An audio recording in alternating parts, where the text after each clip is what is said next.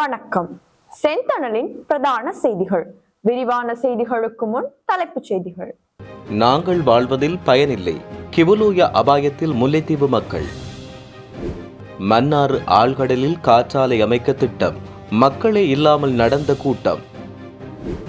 யாழில் கோடி ரூபாய் செலவில் அனுரவின் மாநாடு, ஊழல் ஒழிப்பு கொள்கைக்கு விழுந்த பலத்த அடி.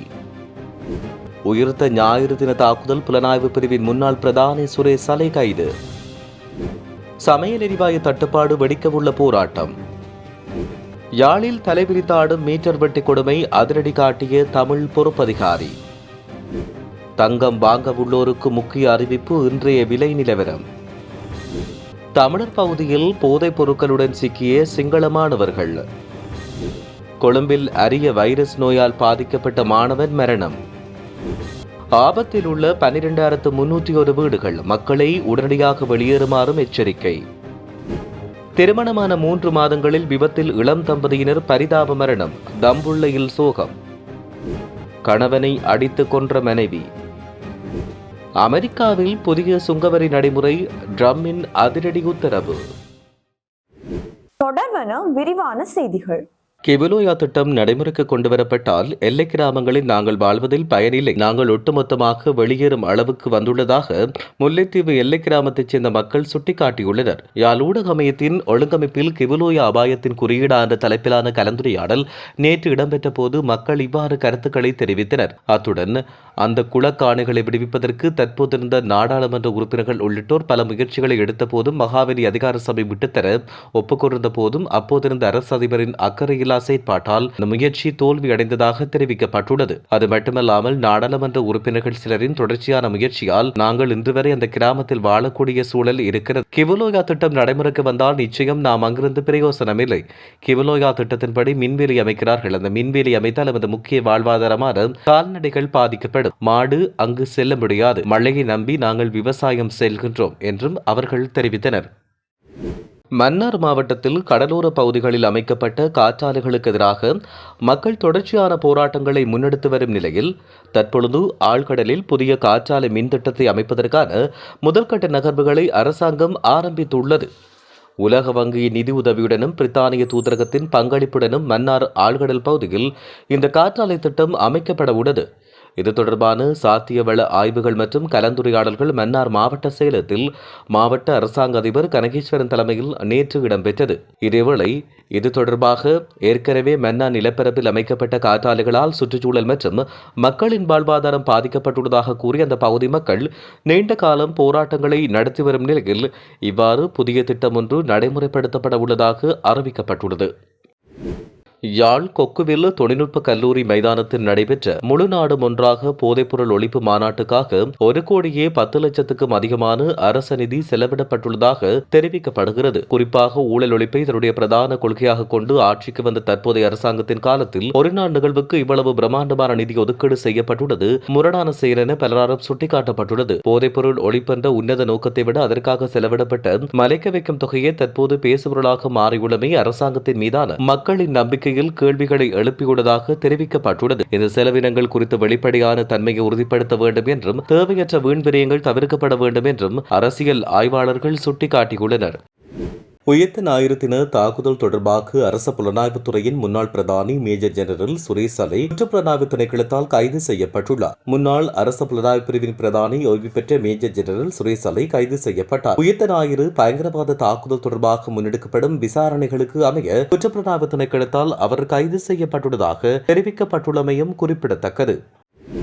நாட்டில் சமையல் எரிவாயு தட்டுப்பாட்டுக்கு தீர்வு காணக்கூறி எரிவாயு நிறுவனத்துக்கு முன்னால் இன்று தேசிய நுகர்வோர் முன்னணியின் தலைவர் அசேல சம்பத் தலைமையில் போராட்டம் ஒன்று நடத்தப்பட உள்ளது. எனினும் லிட்டோ சமையல் எரிவாயு கொள்கலன் விநியோகத்தில் எந்த குறைபாடும் இல்லை என்று அரசாங்கம் கூறியுள்ளது. அத்துடன் சுமார் 80,000 கொள்கலன்கள் சந்தைக்கு விடப்பட்டதாகவும் வர்த்தக மற்றும் உணவு பாதுகாப்புத்துறை அமைச்சர் வசந்த சமரசிங்க தெரிவித்துள்ளார். எரிவாயு தேவையுடைய பெரும்பாலான பகுதிகளில் லிட்டோ நிறுவனமும் மீதமுள்ள பகுதிகளில் லாக் நிறுவனமும் பூர்த்தி செய்து வருவதாக தெரிவிக்கப்பட்டுள்ளது குறிப்பிடத்தக்கது.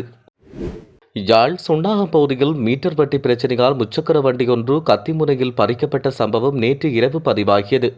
இதுகுறித்து தெரிய வருகையில் மீட்டர் வட்டிக்கு பணத்தை வழங்கும் ஒருவர் மற்றொருவருக்கு மீட்டர் வட்டிக்கு பணத்தை கொடுத்துள்ளதாக தெரிவிக்கப்பட்டுள்ளது. இந்நிலையில் வாங்கிய பணத்துக்கு மேலாக வட்டி செலுத்தப்படுகிறது. இருப்பினும் தொடர்ச்சியாக வட்டி செலுத்தாத காரணத்தால் வட்டிக்கு பணத்தை கொடுத்தவர் நேற்றிரவு கத்திமுனையில் வட்டிக்கு பணத்தை பெற்றவரின் 17 லட்சம் ரூபாய் பெறுமதியான முச்சக்கர வண்டியை கத்தியை வைத்து மிரட்டி பறித்து சென்றுள்ளார்.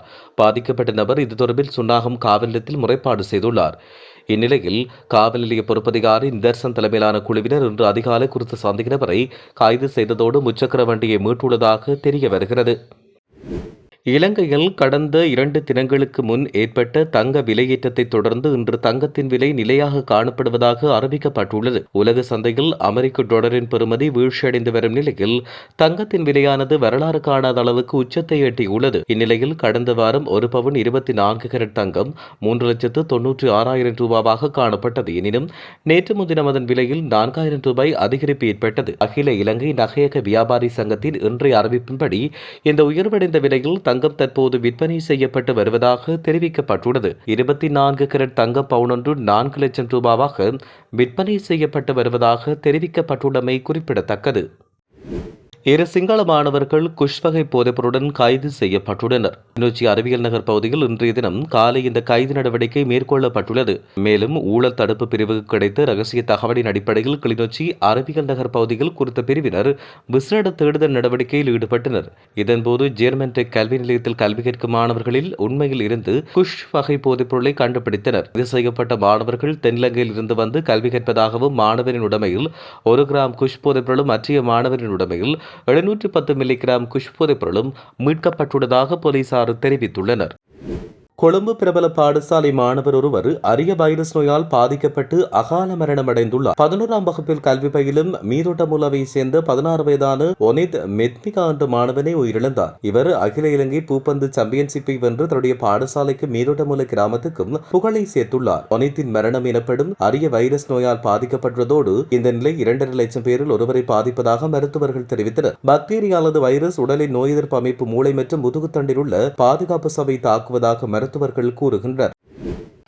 அதிக ஆபத்துள்ள பகுதிகளில் அமைந்துள்ள வீடுகள் குறித்து தேசிய கட்டிட ஆராய்ச்சி நிறுவனம் தகவல் வெளியிட்டுள்ளது. அதன்படி மண் சரிவு ஆபத்துள்ள பகுதிகளில் உள்ள 12,300 வீடுகள் மக்கள் வசிப்பதற்கு பொருத்தமானது அல்லது என்று தெரிய வந்துள்ளது. இந்நிலையில் குறித்த வீடுகளில் உள்ள மக்களை உடனடியாக வெளியேற்ற வேண்டும் என்று அறிவிக்கப்பட்டுள்ளது. இதனிடையே டிட்பா சூறாவளியால் பாதிக்கப்பட்ட தொடருந்து பாதைகளை சீரமைப்பதற்கு தாமதம் ஏற்பட்டுள்ளதால் மக்கள் பெரும் அசௌகரியங்களுக்கு முகம் கொடுத்து வருவதாக தொடருந்து அதிபர்கள் சங்கம் சுட்டிக்காட்டியுள்ளது. தொடருந்து சேவையை மீண்டும் வழமைக்கு கொண்டு வருவதற்கு உரிய திட்டங்கள் இல்லாமையால் இந்த நிலை ஏற்பட்டுள்ளதாக அந்த சங்கம் மேலும் தெரிவித்துள்ளது. தம்புள்ளை யாபாகம பகுதியைச் சேர்ந்த இளம் தம்பதியினர் மோட்டார் சைக்கிள் விபத்தில் சிக்கி உயிரிழந்த சம்பவம் அந்த பகுதியில் பெரும் சோகத்தினை ஏற்படுத்தியுள்ளது. திருமணமான 3 மாதங்களில் நிகழ்ந்த இந்த துயரம் அனைவரையும் நிலைக்குலைய செய்துள்ளது. யாபாகம பகுதியைச் சேர்ந்த 22 வயதுடைய இளைஞனும் அவரின் 22 வயதுடைய மனைவியுமே இவ்வாறு உயிரிழந்தனர். இவர்கள் திருமணத்தின் பின்னர் கம்பகா பகுதியில் உள்ள உணவு விநியோக நிறுவனம் ஒன்றில் பணியாற்றி வந்ததோடு அங்கு வாடகை வீடொன்றில் தங்கியிருந்துள்ளனர். விடுமுறைக்காக தம்புள்ளையில் உள்ள பெற்றோரின் வீட்டுக்கு வந்த தம்பதியினர் மீண்டும் தமது பணிக்காக மோட்டார் சைக்கிளில் கம்பகா நோக்கி திரும்பிக் கொண்டிருந்தனர். இதன்போது கண்டி கொழும்பு பிரதான வீதியின் வதுப்பிட்டிவல பகுதியில் இவர்களின் மோட்டார் சைக்கிள் பஸ் ஒன்றுடன் மோதி இருவரும் சம்பவ இடத்திலேயே உயிரிழந்தனர். உயிரிழந்த இளம் தம்பதியினரின் இறுதிக்கிரியைகள் இன்றைய தினம் பிற்பகல் யாபாகம புதுமையானத்தில் இடம்பெற்றன. இதில் பெருந்திரளான மக்களும் உறவினர்களும் கலந்து கொண்டு கண்ணீர் மல்க அஞ்சலி செலுத்தியிருந்தனர். இளைஞர்கள் மோட்டார் சைக்கிளை செலுத்தும் போது தமது உயிரின் பெறுமதியை உணர்ந்து மிகுந்த அவதானத்தோடு செயற்பட வேண்டும் என கிராம மக்கள் கவலையுடன் இதன்போது தெரிவித்திருந்தமையும் சுட்டிக்காட்டத்தக்கது. வீடொன்றில் நபரொருவர் தாக்கப்பட்டு படுகொலை செய்யப்பட்டுள்ளதாக கொரணை காவல்துறையினர் தெரிவித்தனர். இந்த கொலை கொரணை காவல்துறை பிரிவுக்குட்பட்ட போர்வதண்ட பிரதேசத்தில் நேற்று காலை இடம்பெற்றது. உயிரிழந்தவர் போர்வதண்ட பிரதேசத்தைச் சேர்ந்த 32 வயதுடையவர் ஆவர். கொரணை காவல் நிலையத்துக்கு கிடைத்த தகவலொன்றின் அடிப்படையில் விசாரணைகள் ஆரம்பிக்கப்பட்டுள்ளன. மேலும் உயிரிழந்த நபர் அருகிலுள்ள வீடொன்றுக்கு சென்று கதவு ஜன்னல்களை தாக்கி தகராறில் ஈடுபட்டதோடு குறித்த வீட்டில் இருந்த பெண் இது தொடர்பில் உயிரிழந்தவரின் மனைவிக்கு அறிவித்துள்ளதாக தெரிவிக்கப்பட்டுள்ளது.